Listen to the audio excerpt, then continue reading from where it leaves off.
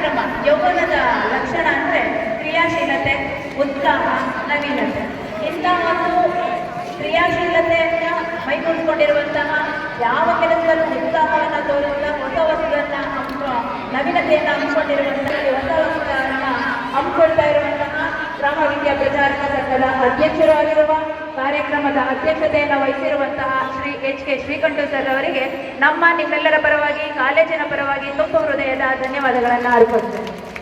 ಹಾಗೆಯೇ ಕಾರ್ಯಕ್ರಮ ವಿಶೇಷ ಆಹ್ವಾನಿತರಾಗಿ ಆಗಮಿಸಿ ಕಾರ್ಯಕ್ರಮವನ್ನು ಉದ್ಘಾಟನೆಯನ್ನು ಮಾಡಿ ವಿದ್ಯಾರ್ಥಿಗಳಿಗೆ ಕಿವಿ ಮಾತುಗಳನ್ನು ಹೇಳಿದಂತಹ ಶ್ರೀ ಡಾಕ್ಟರ್ ರಾಮೋಜಿ ಗೌಡ್ರು ಸರ್ ಅವರು ಹಾಗೂ ವಿಧಾನ ಪರಿಷತ್ ಸದಸ್ಯರು, ಬೆಂಗಳೂರು ಪದವೀಧರ ಕ್ಷೇತ್ರ, ಇವರಿಗೆ ನಮ್ಮ ಸಂಸ್ಥೆಯ ಪರವಾಗಿ, ನಮ್ಮ ಕಾಲೇಜಿನ ಪರವಾಗಿ ತುಂಬ ಹೃದಯದ ಧನ್ಯವಾದಗಳನ್ನು ಅರ್ಪಿಸುತ್ತೇವೆ.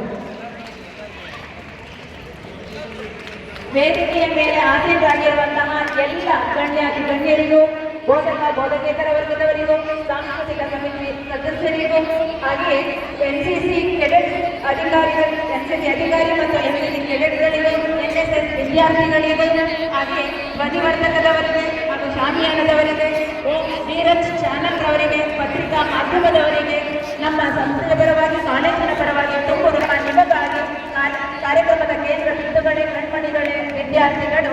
ಹಾಗಾಗಿ ಇಲ್ಲಿವರೆಗೂ ಕೂಡ ಸಮಾಧಾನವಾಗಿ, ನಿಶಬ್ದವಾಗಿ ಒಂದು ಕಾರ್ಯಕ್ರಮವನ್ನು ಆರಿಸಿದ್ದೀರಾ. ವಿಶೇಷವಾಗಿ ನಿಮಗೆಲ್ಲರಿಗೂ ಕೂಡ ತುಂಬ ಹೃದಯದ ಧನ್ಯವಾದಗಳನ್ನು ಅರ್ಪಿಸುತ್ತೇನೆ.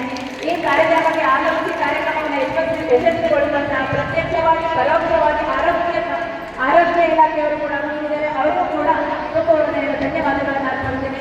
ಕಾರ್ಯಕ್ರಮ ಯಶಸ್ವಿಗೊಳ್ಳಲಿಕ್ಕೆ ಪ್ರತ್ಯಕ್ಷವಾಗಿ, ಪರೋಕ್ಷವಾಗಿ ಕಾರಣೀಭೂತರಾದಂತಹ ಎಲ್ಲರಿಗೂ ಕೂಡ ಅಭಿನಂದನೆ ವಹಿಸಿಕೊಂಡು ಕಾರ್ಯಕ್ರಮವನ್ನು ಅಚ್ಚುಕಟ್ಟಾಗಿ ನೆರವೇರಿಸಿಕೊಂಡಂತಹ ಸಂಜನಾ, ಅಮೂಲ್ಯ ಅವರಿಗೂ ಕೂಡ ತುಂಬ ಹೃದಯದ ಧನ್ಯವಾದಗಳು. ವಿದ್ಯಾರ್ಥಿಗಳೆಲ್ಲರೂ ಕೂಡ ಉಪಹಾರವನ್ನು ಸ್ವೀಕರಿಸಬೇಕಾಗಿ ಕೇಳಿಕೊಳ್ತೇನೆ.